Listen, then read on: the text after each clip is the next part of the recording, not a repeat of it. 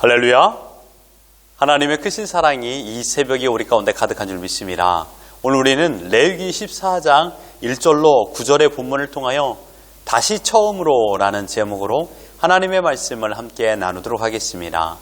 우리는 계속해서 악성 피부병에 대한 말씀을 묵상하고 있습니다. 오늘 본문은 악성 피부병의 속죄 및 정결 의식에 관한 내용입니다. 어제 말씀의 제목이 완전 절망에서 완전 소망으로였습니다. 오늘 본문은 완전 소망으로 나아가는 과정입니다. 2절을 보십시오. 나병 환자가 정결하게 되는 날의 규례는 이러하니 곧 그 사람을 제사장에게로 데려갈 것이요. 나병 환자뿐만 아니라 그의 가족 그리고 제사장에 이르기까지 모두가 기다리던 날이 되었습니다. 이날은 정결하게 되는 날입니다. 악성 피부병에 걸렸을 때 성경에서는 그 어떠한 치료 방법을 제시하지 않았습니다.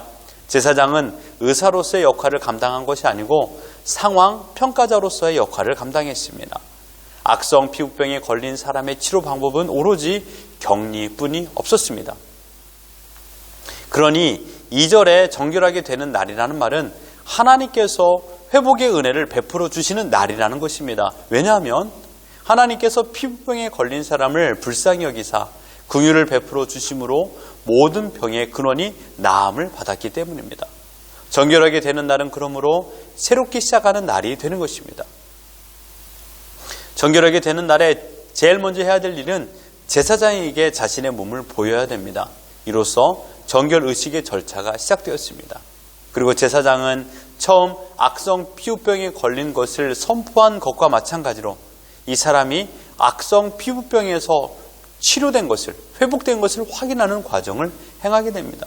그리고 3절 하반절에 그 환자에게 있던 나병 환부가 나았으면, 여기서 나았다라는 단어가 라파 수동형인데요. 원어에서는 치료되다라는 의미로 사용되었습니다. 여러분, 악성 피부병에 걸린 사람이 스스로 나음을 받은 것이 아니라는 것입니다. 자기 혼자 몸이 자생한 것이 아니라 누군가로부터 치료를 주어서 치료를 받았다라는 것입니다. 그 누군가가 누굴까요? 치료의 하나님 여호와 라파이십니다. 하나님께서 그 환자의 악성 피부병의 상처를 고쳐주셨음을 말하고 있습니다. 다시 처음으로 돌아갈 수 있도록 하나님께서 은혜를 베풀어 주셨습니다. 이제 다시 처음으로 돌아가는 정결 의식을 이제 치러야 됩니다. 자신의 가정에 남편으로, 아버지로, 친절한 이웃으로 하나님의 풍성한 사랑의 교제를 나누는 진영 안으로 다시 처음처럼 돌아가는 것입니다. 4절을 보십시오. 제사장은 그 정결함을 받을 자를 위하여 명령하여 살아있는 정결한 새 2마리와 백향목과 홍색실과 우슬초를 가져오게 하고 라고 했습니다. 제사장은 정결함을 받을 그 당사자에게 명령을 하게 됩니다. 그리고 그 환자는 자신을 정결하게 드리기 위하여 제사장이 명령한 물건들을 가져와야 됩니다. 그 내용물은 정결한 새 2마리와 백향목과 홍색실과 우슬초입니다. 여기에서 정결한 새라는 것은요, 어떤 특정한 새 이름을 말한 것이 아니라 살아있으면서 정결한 새. 그러니까 여기에서 정결한 새라는 것은 하나님께서 먹지 못하게 정하신 부정한 새가 아니라 먹어도 되는 새를 말하는 것입니다.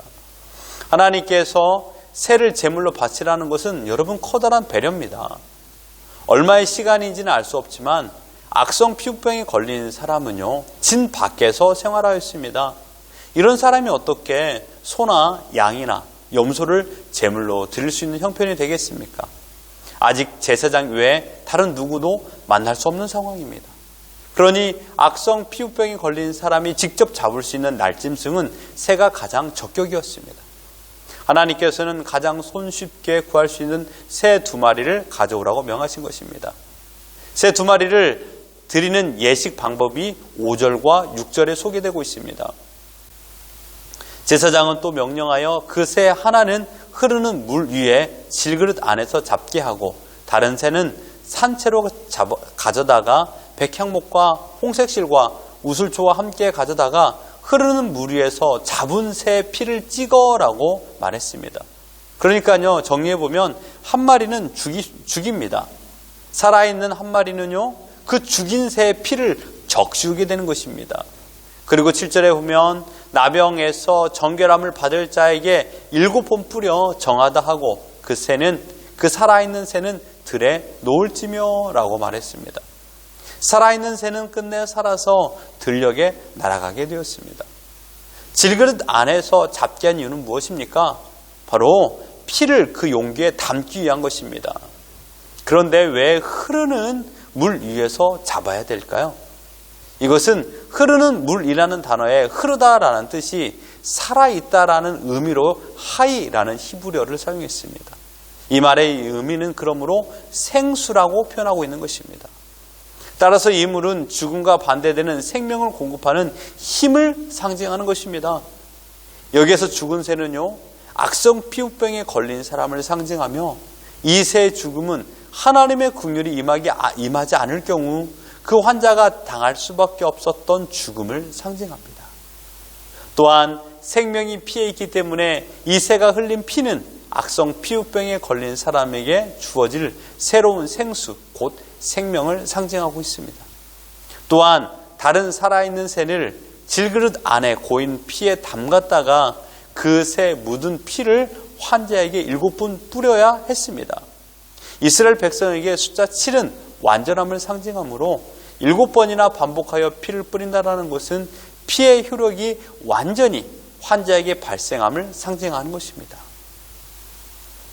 그리고 이때 뿌려진 피는요, 생명과 정결을 상징하는 생수와 섞여 있는 피였기 때문에 악성 피부병이 걸린 사람은 생명과 정결이 회복되었다라는 것을 의미하고 있습니다. 이제 이 사람은 다시 시작하게 되었던 것입니다. 하나님과의 교제가 시작되었고 공동체의 일원으로, 한 아내의 남편으로, 자녀들의 아버지로 시작하게 되었습니다. 그리고 살아있는 새는 들의 자유를 누릴 수 있도록 놓으라고 명하였습니다. 이것은 병을 지니고 있던 자에게서 죽음의 사슬이 풀어지고 그가 자기 형제들과 함께 자유롭게 다시 새로운 삶을 살아갈 수 있는 시작을 상징하는 것입니다. 이제 정결함을 받은 환자가 해야 될 일이 있습니다. 8절과 9절입니다. 정결함을 받은 자는 그의 옷을 빨고 모든 털을 밀고 물로 몸을 씻을 것이라. 그래야면 정하리니 그 후에 진영에 들어올 것이나 자기 장막 밖에 이래를 머물 것이요.